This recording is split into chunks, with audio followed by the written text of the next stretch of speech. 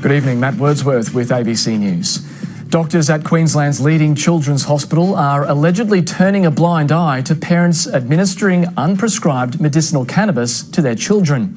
The ABC has obtained a recording of a conversation from a patient's father, where he tells a clinician he'll be administering the drug while his daughter is in the Lady Cilento Children's Hospital. Doctors say urgent national action is needed to relieve the pressure on them and families.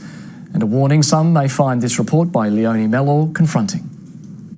Jai Whitelaw's family turned to unregulated medicinal cannabis after traditional drugs failed to stop his seizures. It was hell, absolute hell. Ms Whitelaw says he went from 500 seizures a day to just 4 in 3 years. He still attended the Lady Cilento Children's Hospital for specialist appointments, where his mother says she gave him the cannabis while waiting. I was administering in that hospital, and so were many other families. Without a doubt, it was very common. 9-year-old Suli Peake was another severely epileptic child treated at the Lady Cilento.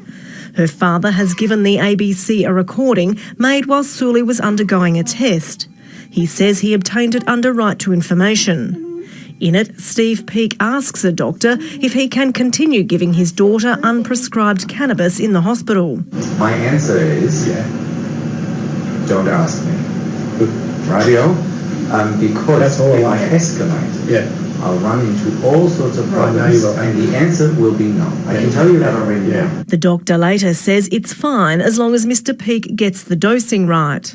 As long as I don't know about it, the nurses don't know about it, completely fine.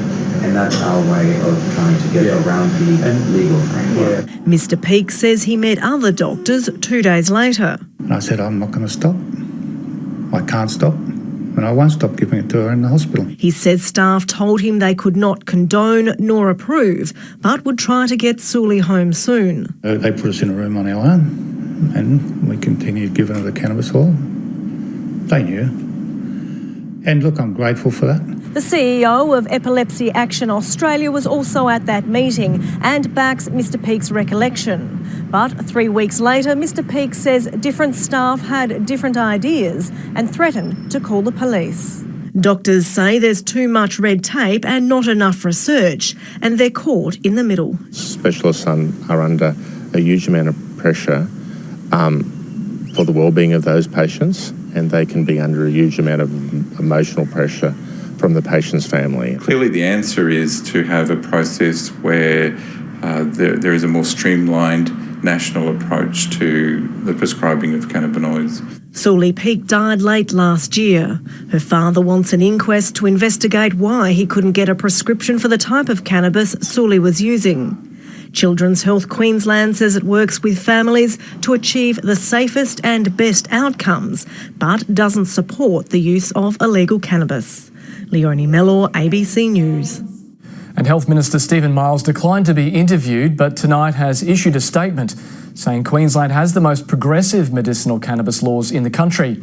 He says the government is working to make the process of prescribing medicinal cannabis easier for specialists and is pushing to simplify and streamline the process.